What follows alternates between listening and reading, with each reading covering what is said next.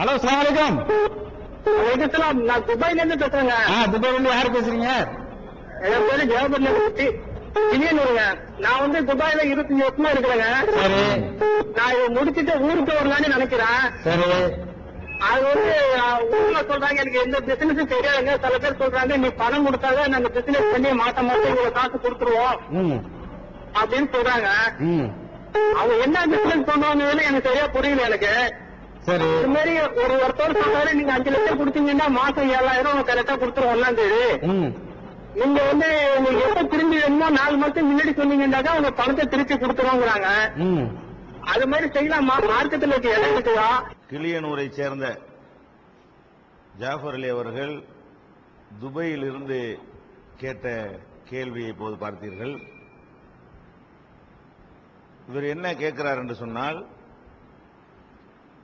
வெளிநாட்டில் இருக்கக்கூடிய நாங்கள் தாயகத்தில் உள்நாட்டில் தொழில் செய்யக்கூடியவர்களிடத்திலே எங்கள் பணத்தை கொடுத்தால் லாபமாக மாதா மாதம் 7,000 ரூபாய், 1 லட்சம் ரூபாய்க்கு 7,000 ரூபாய் தருவதாக சொல்கிறார்கள்.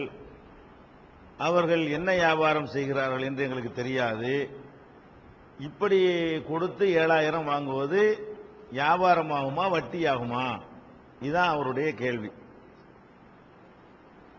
முதல்ல வியாபாரத்திற்கும் வட்டிக்கும் உள்ள வேறுபாட்டை நம்ம புரிந்து கொண்டால், இது மாதிரியான கேள்விகள் வரும் பொழுதெல்லாம் நாமளே அதுக்கு விடை கண்டுடலாம்.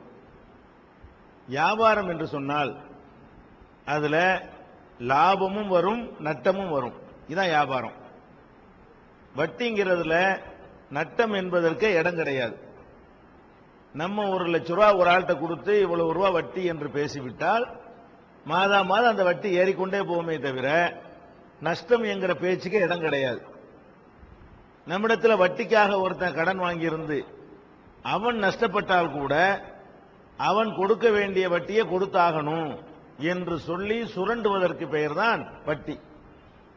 ஆனால் வியாபாரத்தை பொறுத்த வரைக்கும் நம்ம ஒரு தொழில முதலீடு செய்தால் லாபமும் கிடைக்கும் நஷ்டமும் ஆகும். அல்ல லாபமும் நஷ்டமும் இல்லாம அசல் மாத்திரமே கூட சில நேரத்தில் மிச்சமாகும். 1 மாதம் லாபம் கிடைக்கும், 1 மாதம் நஷ்டம் கிடைக்கும். இப்படி இருக்கிறதுக்கு பேர் தான் வியாபாரம். நீங்கள் சொல்லக்கூடிய அந்த நபர் மாதா மாதம் 7,000 ரூபாய் தர்றேன் நிர்ணயமா திட்டவட்டமா சொல்றார். ஏன் 7,000 தான் மாதம் கிடைக்குமா? ஏன் 10,000 கிடைக்காதா? 20,000 கிடைக்காதா? 1 மாசம் 3,000 கிடைக்காதா? 1 மாசம் கிடைக்காம இருக்காதா? அப்ப இந்த மாதிரி ஒரு தொகையை கொடுத்து விட்டு மாதா மாதம் நிர்ணயித்த ஒரு அடிப்படையில் ஒரு தொகையை வாங்குறது என்பது நிச்சயமா அது வட்டி தான். வியாபாரத்தில் வரவே வராது. அப்ப வியாபாரம்னா ஃபர்ஸ்ட் வியாபாரத்துக்கு வட்டிக்கும் உள்ள வேறுபாடு, லாப நஷ்டம் ரெண்டையும் எதிர்பார்த்து இறங்குறதுக்கு பெயர் வியாபாரம். வட்டி என்பது முழுக்க முழுக்க லாபத்தை மட்டுமே குறிக்கோளாக கொண்டு இறங்குறதுக்கு பேர் வட்டி. இரண்டாவது வேறுபாடு என்னன்னு சொன்னா, வியாபாரத்தில் உள்ள லாபமோ நஷ்டமோ முன்கூட்டியே நிர்ணயிக்க முடியாது. இதுல இவ்வளவுதான் கிடைக்கும் ஊகிக்கலாம், ஒரு மதிப்பிடலாம். திட்டவட்டமா இவ்வளவுதான் கிடைக்கும் சொல்லி அடிச்சு சொல்ல இயலுமா? சொல்ல இயலாது. இவர்கள் என்ன சொல்றாங்க? நீங்க சொல்லக்கூடிய அந்த வியாபாரிகள் 1 லட்சம் ரூபாய்க்கு 7,000 நிர்ணயிச்சிடுறாங்க. அப்ப 1 லட்சத்துக்கு 7,000, 1 லட்சத்துக்கு 5,000 என்று நிர்ணயிக்கிறது இருக்குது. அது கண்டிப்பா அது வட்டி என்பதுல எந்த விதமான சந்தேகமும் கிடையாது. அதே நேரத்தில் மூணாவதா நீங்க ஒன்னு சொல்றீங்க, அவர் என்ன வியாபாரம் பண்றாருங்கிறதே தெரியாதுங்கிறீங்க. நீங்கள் ஒரு வியாபாரத்தில் பங்கு சேர்வதாக இருந்தால் நபர்கிட்ட கொண்டு பணத்தை கொடுக்கிறதுக்கு பேரு வியாபாரத்தில் சேர்றது ஆகாது. அவர் என்ன வியாபாரம் செய்யறாரு அந்த கம்பெனி பேர்ல முறைப்படி அக்ரிமெண்ட் போட்டு என்னுடைய பணம் அந்த கம்பெனியில சேர்ந்திருக்கு காட்டி நீங்க கொடுத்தா தான் நீங்க கொடுத்த காசுக்கு உத்தரவாதம் இருக்கிறது.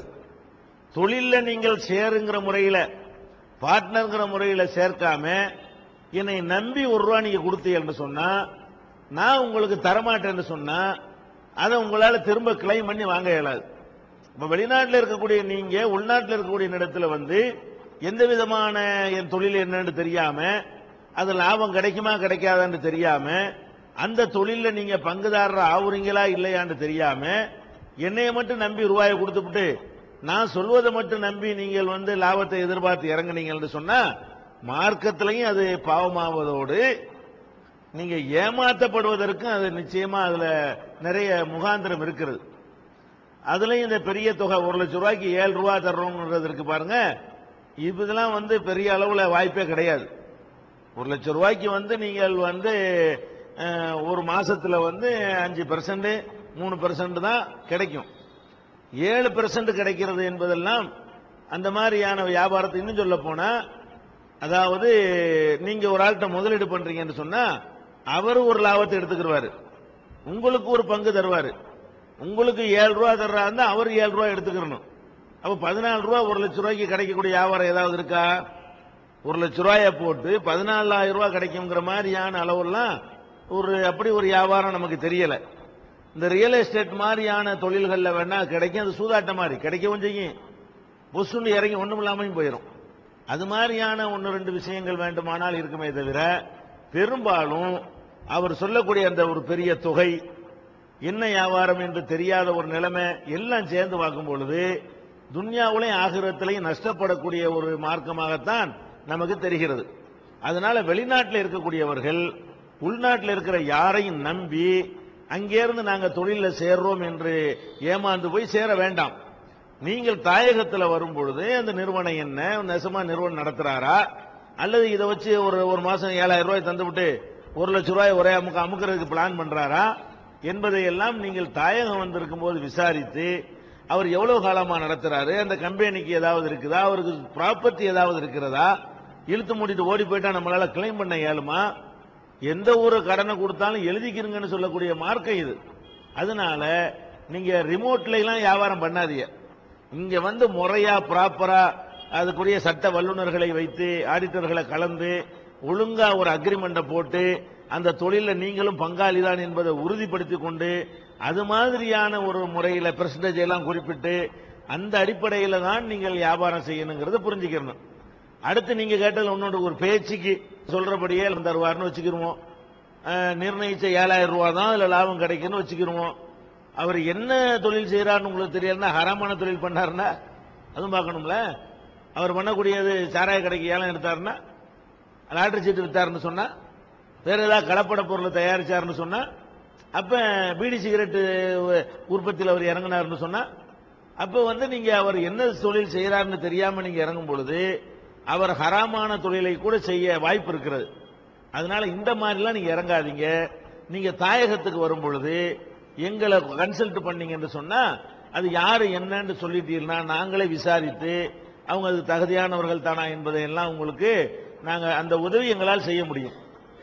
ஒரு தொழில் நான் சேர போறேன், இந்த கம்பெனியில சேரலாமா, இந்த ஆளோட சேரலாமா, இவரை பத்தி ஏதாவது உங்களுக்கு தெரியுமான்னு கேட்டால் உங்களுக்காக ஒரு சேவை அடிப்படையில் நம்ம மக்களை நம்ம அனுப்பி விசாரித்து உங்களுக்கு உரிய அந்த சரியான தகவல்களை தர முடியுமே தவிர இது மாதிரியான ஒரு இதுல நீங்க சேர்வது என்பது வட்டியிலையும் வரும், ஏமாறுவதற்கும் வழிவகுக்கும் என்பதுதான் உங்க கேள்விக்கான விடை.